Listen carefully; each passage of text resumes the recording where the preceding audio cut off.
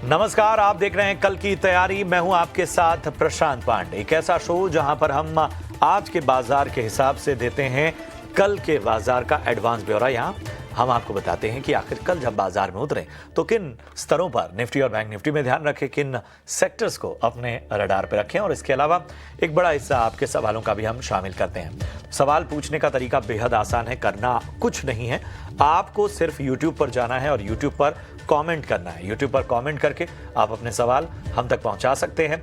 याद रखिए, सबसे पहले अपना और अपना शहर का नाम, किस स्टॉक पे आपका सवाल है, कितनी क्वांटिटी में आपने वो शेयर लिया है, किस भाव पे लिया है, और आपका नजरिया क्या है, शॉर्ट टर्म का या लॉन्ग टर्म का, ये जरूर बताइए और उस आधार पर हम आपको बेहतर तरीके से रणनीति बताएंगे। यही नहीं, आप याद रखिए कि जो सवाल आप आज पूछेंगे उसका जवाब, उसका समाधान कल मिलेगा, यानी कि शुक्रवार के शो में मिलेगा। और जिन सवालों को आपने बुधवार को पूछा था, गुजरे दिनों में पूछा था, उसका जवाब आज दिया जाएगा। तो जिन लोगों ने कल अपने सवाल पूछे थे यूट्यूब पर, वो आज इस शो को आखिर तक देखें और उनके सवाल के जवाब आज मिलेंगे। चलिए, इन सबके बीच में परिचय करा दूं। हमारे साथ रैली गियर ब्रोकिंग के अजीत मिश्रा और पृथ्वी फिनमार्ट के हरीश जुजारे साहब जुड़े हुए हैं। आप दोनों का बहुत बहुत स्वागत। मैं बारी बारी से आप दोनों के पास आऊंगा, लेकिन सबसे पहले जरा बाजार का एक ब्यौरा जरूर अपने दर्शकों के सामने रख देते हैं। तो आप देखिए, 250 अंकों की मजबूती निफ्टी में, 25,600 के पास जो है वो 600 के नीचे ही क्लोजिंग हुई है, लेकिन अच्छी क्लोजिंग, मतलब शानदार क्लोजिंग निफ्टी में। बैंक निफ्टी 57,400 के ऊपर बंद हुआ और 600 से ज़्यादा अंकों से ज़्यादा की तेज़ी यहाँ पर देखने को मिली। अगर हम बात करें निफ्टी के गेनर्स की, तो नेस्ले देखिए 4.5% मजबूत होता हुआ नजर आया। टाटा कंज्यूमर 3.25% की तेज़ी यहाँ पर हमें देखने को मिली। इसके अलावा कोटक महिंद्रा बैंक को देखें तो 2.5% से ज़्यादा मजबूत होता हुआ नजर आया। टाइटन में 2.5% की से ज़्यादा की तेज़ी नजर आई। Axis Bank, Hindalco, Adani Port जैसे स्टॉक्स में भी आज तेज़ी हमें देखने को मिली। लूजर्स की लिस्ट में HDFC लाइफ यहाँ पर 2.5% की गिरावट, निफ्टी का टॉप लूजर बना HDFC लाइफ। इटर्नल लगभग 2% की गिरावट के साथ यहाँ पर निफ्टी का top loser. Shriram finance, SBI life में भी जो है 0.5% तक की गिरावट हमें देखने को मिली। एडवांस डिक्लाइन रेशियो लेकर आइए। मार्केट ब्रेथ अगर हम देखें तो आप देखेंगे 1712 शेयर आज ऐसे थे जो कि आज हरे निशान में बंद हुए, और 1167 शेयर ऐसे थे जो कि आज लाल निशान में बंद हुए। हमारे दोनों एक्सपर्ट तैयार हैं अपना अपना ओपिनियन देने के लिए। अजीत जी, सबसे पहले मैं आपके पास आऊँगा। हमें ज़रा बताइए, बाजार ने मतलब कल अच्छी तेज़ी दिखाई, आज उसको सस्टेन ही नहीं किया बल्कि एक दमदार क्लोजिंग भी ली। मतलब ओवरऑल एक ट्रेंड जो रहा पूरे दिन बाजार में, बैंक निफ्टी में ज़रूर ऊपर से थोड़ा सा हल्कापन नजर आया, लेकिन उसके बावजूद बेहतर स्तरों पर दोनों ही इंडेक्स बंद हुए। तो अब जो लोग कल बाजार में उतरे वो आखिर क्या करें, किन लेवल्स का ध्यान रखें? शुक्रिया प्रशांत। बिल्कुल देखिए प्रशांत, देखिए ये चीज काफी इम्पोर्टेंट होती है कि कैरी करे उस मूव को, मोमेंटम को, जो कि लास्ट ट्रेडिंग सेशन का अगर मार्केट देखता है तो कहीं ना कहीं दिखता है कि एक ट्रेंड इमर्ज होने की पोटेंशियल है मार्केट में। अब इस जो रीसेंट रिबाउंड आया है 24,600 से हमने रिकवरी दिखाई, तो ऑलमोस्ट करीब 1000 पॉइंट की रिकवरी हम दिखा चुके हैं। और जो जून मंथ के हाईज थे 25,670 के पास के, अब उन लेवल्स के पास मार्केट पहुंच गया है। आज ऑलमोस्ट 625 तक के लेवल्स हमने टेस्ट कर दिए। उसके बाद थोड़ी सी प्रॉफिट टेकिंग जरूर देखने को मिली है। तो अब इंडिकेशन यही है प्रशांत कि 25,650 670 जो कि जून मंथ का हाई है, उसको क्रॉस करने के बाद यहाँ से मोमेंटम और स्ट्रेंथन हो सकता है, थैंक्स टू बैंकिंग, जहां पे कि अब तैयारी हो रही है रिकॉर्ड हाइस की। आईटी में स्टेबिलिटी है। अभी हम इन्फोसिस के नंबर्स देखेंगे पोस्ट मार्केट के अनाउंसमेंट के बाद, कल उसका रिएक्शन होगा। उसके बाद आने वाले दिनों में जो दूसरे हैवी वेट्स हैं, चाहे वो रिलायंस इंडस्ट्री हो जिसकी आज स्ट्रॉन्ग क्लोजिंग हुई है, साथ ही साथ HDFC और ICICI बैंक। तो ये सारे इंग्रेडिएंट्स अब यही दिखा रहे हैं प्रशांत कि ओवरऑल टोन पॉजिटिव साइड पे बना रहेगा बाजार में, और 25,800 से लेकर 26,000 तक के लेवल्स पोजिशनली यहाँ पे देखने को मिल सकते हैं। अब 25,200 आपका एक स्टॉप लॉस होना चाहिए ट्रेलिंग बेसिस पे, अगर आपके पास कोई भी लॉन्ग पोजीशन है तो। फ्रेश पोजीशन भी बना रहे हैं तब भी मेरे हिसाब से इन्हीं लेवल्स के पास आपको स्टॉप मेंटेन करते हुए, बाय इंडेक्स के अप्रोच को मेंटेन करते हुए 25,800 से लेकर 26,000 तक के लेवल्स के लिए इंडेक्स में वेट करना चाहिए। चलिए, तो याद रखिए, यहाँ पर बाय ऑन डिप्स की रणनीति आपको रखनी होगी। जिस तरह की रैली आई है उसमें यही रणनीति आपके लिए बेहतर है। चलिए अब आपके फटाफट से सवालों को अपनी चर्चा में शामिल करते हैं। पहला सवाल संजय कुलकर्णी जी का, जीएमडीसी पर राय जानना चाहते हैं। 598 की इनकी बाइंग है, 5000 क्वांटिटी है इनकी, 6 महीने का नजरिया लेकर चल रहे हैं। सांगली महाराष्ट्र से इन्होंने अपना सवाल भेजा है। 36,750 रुपए का इनको नुकसान यहां पर हो रहा है। बताइए हरीश जी, क्या राय बन रही है जीएमडीसी पे? बिल्कुल, अगर देखा है तो जीएमडीसी की बात करते हैं तो वहाँ पे जो हमने एक अच्छा खासा रैली देखने मिल रहा था लास्ट ऑलमोस्ट 1.5 ईयर से। जहां तक और देखा है तो ऑलमोस्ट स्टॉक बोल सकते हैं कि एक ऑल टाइम हाई के आसपास ही ट्रेड कर रहा है। तो मुझे लग रहा है कि शॉर्ट टर्म के पहले इमीडिएट बेस पे बात सपोर्ट देखते हैं तो मुझे लग रहा है कि 5650 के पास एक स्ट्रॉन्ग सपोर्ट जोन बना हुआ है। और मुझे लग रहा है कि यहाँ पे क्लियरली एक हायर टॉप हायर बॉटम का ट्रेंड बना हुआ है। और लग रहा है कि ऐसे ही जिस तरीके से चार्ट का ब्रेकआउट दिया था स्टॉक प्राइस में प्रीवियस 2 हफ्ते पहले, तो मुझे लग रहा है कि ये कंटिन्यूएशन आगे भी रहेगा। और ऊपर की ओर मुझे लग रहा है कि बिल्कुल यहाँ पे एक अच्छी तेजी देखने मिल सकती है और भी, जहाँ पे 640 और 650 के आसपास तक शॉर्ट टर्म में देखने मिल सकता है। अगर लॉन्ग टर्म की अवधि है तो इनका जैसे 6 मंथ्स का नजरिया मुझे लग रहा है कि यहाँ पे 700 तक के लेवल्स भी देखने मिल सकते हैं। तो ओवरऑल मुझे लग रहा है कि इसमें तेजी है बिल्कुल। और जिस तरह से माइनिंग स्टॉक्स में तेजी बनी हुई है मेटल में, तो बिल्कुल इनको बने रहना चाहिए लॉन्ग टर्म के लिए अप्रोच के साथ भी। मुझे लग रहा है कि अगर 6 महीने से ज्यादा भी होल्ड करते हैं तो मुझे लग रहा है कि यहाँ पे अच्छे खासे रिटर्न देखने मिल सकते हैं जीएमडीसी में।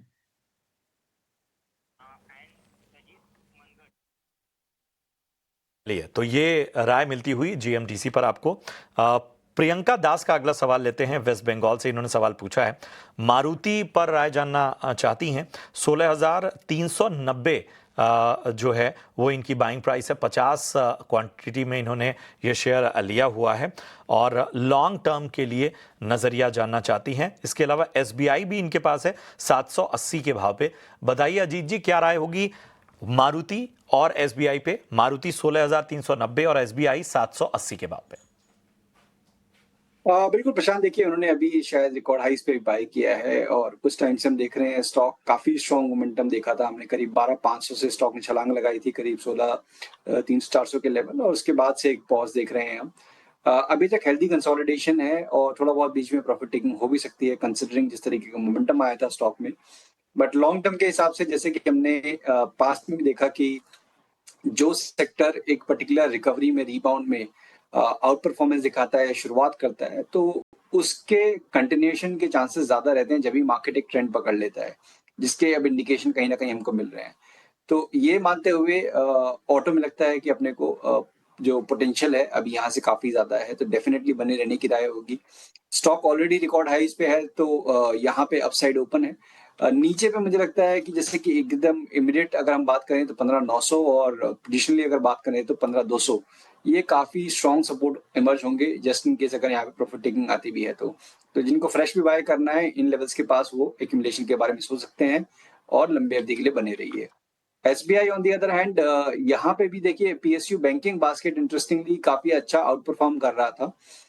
अभी 1-2 दिनों से हम देख रहे हैं कि प्राइवेट बैंकिंग मेजर्स में भी कैचअप मूव है, और आज तक खासतौर से एक्सिस बैंक के नंबर्स के बाद जिस तरीके से हमने रिकवरी देखी है, मुझे लगता है कि यहाँ पे भी आपको बने रहना चाहिए। एसबीआई में भी अपने रिकॉर्ड हाइस के पास काफी लंबे टाइम बाद, ऑलमोस्ट साल भर के कंसोलिडेशन के बाद हम यहाँ पहुंचे हैं, तो पॉजिटिव मोमेंटम बना रहेगा। अब यहाँ पे 825 से लेकर 850 का जोन है, वो एक अच्छा सपोर्ट एरिया बन गया है। तो जब तक ये होल्ड हो रहा है तब तक आपको बने रहना है। ग्रेजुअली यहाँ पे करीब 1050-1100 तक के पोटेंशियल है कि मीडियम टू लॉन्ग टर्म में आपको देखने को मिल जाए। तो लॉन्ग टर्म के लिहाज से बने रहने की आपको सलाह यहां पर मिलती हुई। बढ़ते हैं आगे। अगला सवाल जो है वो प्रताप सिंह राघव का है। रेल विकास निगम लिमिटेड यानी आरवीएनएल पर राय जानना चाहते हैं। उनका एक दूसरा स्टॉक बजाज हाउसिंग फाइनेंस है। हरीश जी, दोनों के लेवल बता देता हूं। आरवीएनएल इन्होंने 550 के भाव पे खरीदा है और अब बजाज हाउसिंग फाइनेंस 156 के भाव पे इन्होंने खरीदारी की हुई है। इन दोनों पर राय दीजिए। प्रशांत जी, अगर देखा है तो पहले अगर आरबीएनएल की बात करते हैं, जहाँ पर रेलवे स्टॉक्स में थोड़ा बहुत हमने एक कंसोलिडेशन फेज देखने मिल रहा है, मुझे लग रहा है कि यहाँ पे आरबीएनएल की भी बात करते हैं, सेम चीज देखने मिल रही है। और मुझे लग रहा है कि कुछ टाइम के लिए थोड़ा साइडवेज हो सकता है स्टॉक प्राइस, लेकिन जिस तरीके से ये पैटर्न दिखाया है, तो जिस तरीके से वीकली में पैटर्न बन रहा है, तो मुझे लग रहा है कि लॉन्ग टर्म में देखा है तो 310 के पास स्ट्रॉन्ग सपोर्ट है, और वहां से ऑलमोस्ट लास्ट 2-3 बार हमने वहां से रिकवरी देखते हुए नजर आ रहा है। तो ओवरऑल मुझे लग रहा है कि एक कंसोलेशन है, थोड़ा टाइम भी और हो सकता है। और जहां पे रेजिस्टेंस की बात करते हैं 200 डे मूविंग एवरेज का 370 के अराउंड है, तो जब तक इसके ऊपर नहीं निकलता है स्टॉक प्राइस, एक कंसोलिडेशन और थोड़ा हो सकता है। लेकिन मुझे लग रहा है कि अभी भी इनको थोड़ा बने रहना चाहिए, क्योंकि जिस तरीके से सेटअप बना हुआ है लॉन्ग टर्म में, मुझे लग रहा है कि बहुत अट्रैक्टिव है स्टॉक प्राइस के आसपास और सपोर्ट्स के आसपास ही है। कुछ भी अगर अच्छा न्यूज आ जाता है, मुझे लग रहा है कि ये स्टॉक प्राइस ऊपर की ओर निकल सकता है। तो होल्ड बने रहना चाहिए कुछ टाइम पीरियड के लिए, थोड़ा वेट एंड वॉच करना चाहिए स्टॉक में। अगर चाहिए तो थोड़ा और ऐड ऑन कर सकते हैं नीचे के, और अगर 315-320 के आसपास मिलता है तो स्टॉक में और थोड़ा स्टॉक अक्यूमुलेट कर सकते हैं। मुझे लग रहा है कि ओवरऑल के लिए बना रहना चाहिए आरबीएनएल में। अगर वही चीज, अगर दूसरी स्टॉक जो है बजाज हाउसिंग फाइनेंस की बात करते, रिसेंटली लिस्टिंग हुआ था, मुझे लग रहा है कि यहाँ पे स्टॉक प्राइस में थोड़ा कम डेटा पॉइंट्स है मेरे पास, लेकिन हवेवर जितना डेटा पॉइंट्स के हिसाब से देखा है तो 105 के पास एक इमीडिएट सपोर्ट बना हुआ है। जब तक 105 के ऊपर है, मुझे लग रहा है कि स्टॉक प्राइस में अपसाइड का अभी भी रुझान रहेगा। लेकिन ओवरऑल मुझे लग रहा है कि स्टॉक प्राइस में 105 का स्टिक स्टॉप लॉस थोड़ा मेंटेन करना चाहिए। जब तक इसके ऊपर टिका हुआ है, हो सकता है कि हमको वापस शॉर्ट टर्म में अपसाइड 118-120 के लेवल्स देखने मिल सकते हैं। तो ओवरऑल फिलहाल के थोड़ा शॉर्ट डेटा पॉइंट्स की वजह से मैं इसमें ज्यादा इनपुट दे नहीं पा रहा हूँ, लेकिन जो भी है 105 का स्टॉक के साथ बने रह सकते हैं फिलहाल के लिए बजाज हाउसिंग फाइनेंस में। तो बजाज हाउसिंग फाइनेंस और रेल विकास निगम लिमिटेड पर आपको राय मिलती हुई बढ़ते हैं आगे। भरत जाला का सवाल लेते हैं, गुजरात से इन्होंने सवाल पूछा है। विप्रो इन्होंने खरीदा हुआ है 15,000 के भाव पे। इन्होंने विप्रो में नहीं माफ कीजिएगा, 15,000 की क्वांटिटी है इनकी, और 106 के भाव पे इन्होंने खरीदारी की हुई है। और ख़ास तौर पे कोई नज़रिया नहीं इनका है, लेकिन कह रहे हैं कि क्या करना चाहिए। ये भी कह रहे हैं अजीत जी कि 15,000 की खरीद के बाद स्प्लिट या बोनस के बाद टोटल शेयर 12,000 1,20,000 हो चुके हैं शायद। तो क्या करना चाहिए? तो प्रशांत, ये सुन के तो देखिए ये लगता है कि ये काफी लंबे टाइम से इन्वेस्टेड है विप्रो में, और काफी हद तक मुझे लगता है शायद उन्होंने अब अभी आई एम नॉट श्योर कि कितना उनका पोर्टफोलियो का पार्ट ये विप्रो है, बट काफी सिग्निफिकेंट अमाउंट उन्होंने इन्वेस्ट कर रखा है। और देखिए यहाँ पे इनके रीजंस क्या है। कॉज आप देखें तो पहला तो एक सेक्टर की अंडर परफॉर्मेंस, जो कि पिछले करीब 3 साल से हम देख रहे हैं कि आईटी एज अ पैक काफी ज्यादा स्ट्रगल किया है, और उसमें भी विद इन द सेक्टर भी इसकी अंडर परफॉर्मेंस की जहाँ पे कि एचसीएल टेक और टीसीएस इन्फोसिस उनकी बेटर परफॉर्मेंस रही है विजा विज विप्रो। तो बने रहने की राय इसके लिए होगी कि शायद इनका कोई लॉन्ग टर्म का नजरिया है, और बीच बीच में देखिए कि सेकंड लेवल पे जब भी हम देखते हैं आईटी पैक में मूव आती है, तो फिर विप्रो में भी कहीं ना कहीं एक कैचअप मूव आ जाती है। अदरवाइज ये कंसिडर कर सकते हैं अगर बहुत सिग्निफिकेंट है इनकी position with in the IT pack और ओवरऑल पोर्टफोलियो, तो थोड़ा बहुत यहाँ से लिक्विडेट करके प्राइवेट बैंकिंग मेजर्स में जैसे एचडीएफसी आईसीआईसीआई वहां पे आप डाइवर्सिफाई करें। और अगर आईटी में ही रहना चाहते हैं तो एचसीएल टेक या टीसीएस इनको आप प्रेफर कर सकते हैं। विप्रो में देखिए अंडर परफॉर्मेंस रहेगी ओवरऑल, अभी तक लग रहा है कंसोलिडेशन का ही टोन है, तो बीच बीच में रिकवरी जरूर आ सकती है। बट जिस तरीके की एंटिसिपेशन है कि जब रिकवरी आएगी आईटी में, तो लीडर्स मेरे हिसाब से एचसीएल टेक या टीसीएस होंगे। जो आईटी है वहाँ पर बेहतर टीसीएस और जो हैं वो बाकी स्टॉक्स आपको नज़र आ सकते हैं। चलिए दिलीप जी का सवाल लेते हैं, और दिलीप ने स्विगी पर राय जाननी चाहिए। 421 रुपये पे इनकी खरीदारी है, 140 शेयर इनके पास हैं, फिलहाल फायदे में है। हरीश जी क्या राय होगी? प्रशांत जी, बिल्कुल अगर देखा जाए तो स्विगी हमने लास्ट लिस्टिंग के बाद हमने थोड़ा एक बिकवाली देखने मिल रहा था, स्टॉक प्राइस में अच्छा खासा करेक्शन देखने मिल रहा था। तो उसके बाद 300 के अराउंड सपोर्ट्स लिया स्टॉक प्राइस, और वहां से अच्छी से रिकवरी देखने मिल रही है, जहां पे मुझे लग रहा है कि दो स्टॉक्स है इस सेगमेंट में, जो एटर्नल और स्विगी। तो उसमें देखा है तो स्विगी थोड़ा अंडर परफॉर्म किया है, लेकिन मुझे लग रहा है कि जिस तरीके से स्टॉक प्राइस एक रिकवरी देखने मिल रहा है, तो मुझे लग रहा है कि यहाँ पे और भी थोड़ा एक्सटेंड हो सकता है आगे भी। तो बिल्कुल यहाँ पे मेजर सपोर्ट्स के आसपास मेजर मूविंग एवरेज क्रॉस कर चुका है स्टॉक प्राइस, जो 250 और 100 में है। मुझे लग रहा है कि इसके चलते जो हायर टॉप हायर बॉटम बना हुआ है स्टॉक प्राइस में, ये जो करंट रिकवरी है और एक्सटेंड हो सकता है ऊपर की ओर, जहाँ पे रेजिस्टेंस देखने मिल रहा है मुझे 500 के करीबन एक इमीडिएट बेसिस में। तो शॉर्ट टर्म में भी लग रहा है कि ये 500 तक ऑलमोस्ट एक्सपेक्ट कर सकते हैं, लेकिन ग्रेजुअल अप मूव रहेगा। जितना स्पीड से स्टॉक प्राइस में मुझे लग रहा है कि ग्रेजुअल अप मूव देखने मिल सकता है। और ओवरऑल मुझे लग रहा है कि इनको बने रहना चाहिए कुछ टाइम पीरियड के लिए, क्योंकि जिस तरीके से एटर्नल में हमें ऑलरेडी देख चुके हैं रैली, तो हो सकता है कि इसमें भी स्विगी में भी कैचअप कर सकता है। तो ओवरऑल लेकिन चीज है कि फंडामेंटल अप्रोच भी रखना चाहिए स्टॉक में। हावेवर टेक्निकली देखते हैं तो मुझे लग रहा है कि यहाँ पे एक स्ट्रॉन्ग बेस बन चुका है ऑलरेडी स्टॉक में। मुझे लग रहा है कि इमीडिएट सपोर्ट जोन की बात करते हैं 400 के करीबन है, जो कि 200 डे मूविंग एवरेज है। उसी के स्टॉक के साथ मुझे लग रहा है कि अभी बने रह सकते हैं स्टॉक प्राइस में स्विगी में। आपको बने रहने की सलाह यहां पर मिलती हुई। कुछ और भी सवालों को शामिल करते हैं। विकास का सवाल लेते हैं, टाटा एलेक्सी पे राय जानना चाहते हैं। 5384 की इनकी बाइंग है और इनके भाव के आसपास ही है स्टॉक का। टाटा एलेक्सी कैसा लगता है जीत जी आपको? देखिए प्रशांत, काफी लंबे टाइम से यहाँ पे भी आपने देखा है कि अंडर परफॉर्मेंस रही है। हाल फिलहाल में रिजल्ट्स भी आए हैं, बट उसके बाद भी कुछ खास रुझान देखने को मिला नहीं है। स्टॉक अपने 52 वीक्स लो के पास ही ट्रेड कर रहा है। तो मेरे हिसाब से जब मार्केट आपका ग्रेजुअली अब रिकवरी मोड में है और अपने रिकॉर्ड हाइस के पास जा रहा है, जिन सेक्टर्स और स्टॉक्स में जहाँ पे कि अंडर परफॉर्मेंस चल रही है काफी लंबे समय से, एक अपॉर्चुनिटी लॉस काफी ज्यादा है। तो थोड़ा सा हिम्मत करके यहाँ से एग्जिट करके, जैसे हमने बताया कि private banking measures, select PSUs, SBI जैसे, और साथ ही साथ जो दूसरे सेक्टर्स चाहे वो मेटल हो, ऑटो हो, जहाँ पे की कंसिस्टेंसी दिख रही है, वहां पे फोकस करिए। एक बार यहाँ से लॉस लेके आप निकल सकते हैं। ठीक है, तो ये है राय टाटा एलेक्सी पर आपको मिलती हुई। मोहम्मद इकबाल का सवाल लेते हैं, सुजलॉन पर राय जानना चाहते हैं। 100 क्वांटिटी इन्होंने ली हुई है और इनकी बाइंग प्राइस 62 की है, थोड़ा ऊपरी स्तरों की इनकी खरीदारी है। पूछ रहे हैं कि आगे की स्ट्रेटजी क्या रखनी चाहिए सुजलॉन पे। 62 की बाइंग सुजलॉन पे बताइए हरीश, क्या किया जाए? प्रशांत जी, ऐसा लगता है कि उन्हें शॉर्ट टर्म के लिए ट्रेडिंग पर्सपेक्टिव से लिया होगा। तो मुझे लग रहा है कि देखिए लास्ट कुछ दिनों से लगातार स्टॉक प्राइस में करेक्शन देखने मिल रहा है। मुझे लग रहा है कि फिलहाल एक जो करेक्शन है और थोड़ा एक्सटेंड भी हो सकता है, जहाँ पे मुझे लग रहा है कि सपोर्ट जोन जो है 50 का अराउंड एक मेजर सपोर्ट से, तो हो सकता है कि और एक 2-3 ईयर का नीचे डाउन टिक देखने मिल सकता है, जहाँ पे मुझे लग रहा है कि 50 से लेकर 48 के पास स्ट्रॉन्ग एक सपोर्ट जोन है। तो हो सकता है कि, और ऊपर के रेजिस्टेंस की बात करते हैं, मुझे लग रहा है कि 55 से लेके 58 के आसपास ही रेजिस्टेंस की बात दिखाई दे रहा है। तो ओवरऑल मुझे लग रहा है कि फिलहाल के लिए डाउन ट्रेंड में है स्टॉक प्राइस। तो हो सकता है कि थोड़ा बाउंस मिल सकता है, तो मुझे लग रहा है कि वहां पे एग्जिट करने के लिए सोचना चाहिए। तो मेजरली मुझे लग रहा है कि जो कंसोलिडेशन है और थोड़ा एक्सटेंड भी हो सकता है कुछ टाइम पीरियड के लिए, तो उसके चलते मेरा अगर ऊपर के उछाल आता है तो एग्जिट करना चाहिए। अगर स्टॉप लॉस की बात करते हैं, मुझे लग रहा है कि 50 के स्टॉक के साथ बने रह सकते हैं अभी भी। तो 50 मेजर की सपोर्ट है और उसी के उसको क्रूशियल सपोर्ट के साथ देखा जा सकता है और उसके स्टॉप के साथ बने रह सकते हैं। और ऊपर की ओर जैसे बताया कि 58-60 के आसपास आता है, तो बिल्कुल वहां पे एग्जिट करने के लिए भी सोचना चाहिए स्टॉक। 50 का स्टॉप लॉस के साथ बने रहिए।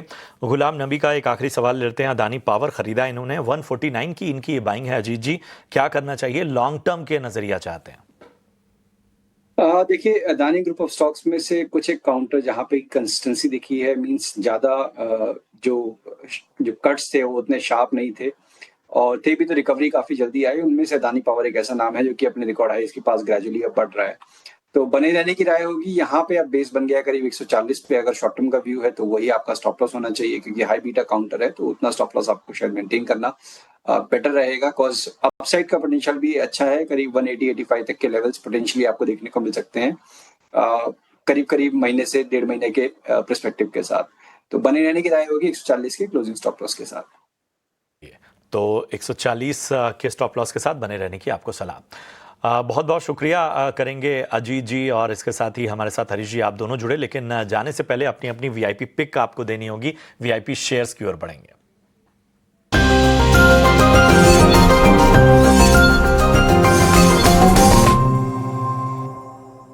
हरीश जी, समय कम है, फटाफट से बताइए आपकी वीआईपी पिक। मेरा 2 स्टॉक्स है और पहला स्टॉक रहेगा सिप्ला में। आज की मुझे लग रहा है कि यहाँ पे एक पॉजिटिव ब्रेकआउट दिया है सिप्ला में, तो मुझे लग रहा है कि नेक्स्ट अगले आगे दिनों में अच्छे अच्छा मोमेंटम देखने मिल सकता है फार्मा स्टॉक्स में, जहाँ पे सिप्ला में बाय करने की राय रहेगी। सो करंट लेवल्स पे बाइंग कर सकते हैं और मुझे लग रहा है कि शॉर्ट टर्म में 1620 के टारगेट्स के लिए ऊपर की ओर देख सकते हैं। और स्टॉप लॉस मेंटेन करना चाहिए 1535 का, तो करंट क्लोजिंग था 1569 का। और दूसरे स्टॉक रहेगा मेरा हिंदुस्तान यूनिलीवर में। तो हिंदुस्तान यूनिलीवर में देखा है तो बिल्कुल यहाँ पे करेक्शन के बाद एक रिकवरी देखने मिल रहा है। मुझे लग रहा है कि जो और एक्सटेंड हो सकता है ऊपर के और टारगेट्स बनेंगे 2700 के लिए बाइंग कर सकते हैं करंट लेवल्स पे, और स्टॉप लॉस मेंटेन करना चाहिए 2470 हिंदुस्तान यूनिलीवर में। चलिए, तो हिंदुस्तान यूनिलीवर पे लेवल्स एक बार बता देते हैं। 2700 का लक्ष्य, 2470 का स्टॉप लॉस यहां पर आपको मेंटेन करना है। सिप्ला में 1620 का लक्ष्य होगा, स्टॉप लॉस यहां पर 1535 का आपको लगाना है। अजीत जी, अपनी रिकमेंडेशंस दीजिए। बिल्कुल प्रशांत, देखिए यहाँ पे आज नेस्ले के रिजल्ट्स के बाद हमने एफएमसीजी एज अ पैक काफी अच्छा रिबाउंड देखा। तो मैरिको जो कि काफी कंसिस्टेंट परफॉर्मर है, यहाँ पे हमारा फोकस है। लगता है कि नियर टर्म में करीब 750 तक के लेवल्स आ सकते हैं। तो 714 के स्टॉप लॉस के साथ यहाँ पे आप मैरिको को लॉन्ग कर सकते हैं। दूसरा नाम जो कि काफी स्टडी काउंटर है, पावर ग्रिड का। यहाँ पे एक बेस फॉर्मेशन हुआ है, इंडिकेशन है कि ग्रेजुअली अब यहाँ से एक अच्छा मूव आ सकता है पॉजिटिव साइड पे। तो रिस्क रिवॉर्ड काफी फेवरेबल लग रहा है। 306 तक के टारगेट्स हैं, करीब 285 के स्टॉप लॉस के साथ इसको भी आप एक्यूमुलेट कर सकते हैं। ठीक है, तो पावर ग्रिड 306 के लक्ष्य, 285 का स्टॉप लॉस। मैरिको आपको 714 का स्टॉप लॉस रखना है और 750 के लक्ष्य के लिए खरीदारी करने की सलाह अजीत जी की तरफ से। शुक्रिया करेंगे अजीत जी, बहुत बहुत धन्यवाद। हरीश जी, आपका भी इस चर्चा में जुड़ने के लिए और दर्शकों का मार्गदर्शन करने के लिए। फिलहाल कल की तैयारी में आज के लिए इतना ही, लेकिन ईटी नाउ स्वदेश पर खबरों का सिलसिला जारी रहेगा। आप बने रहिए हमारे साथ। नमस्कार।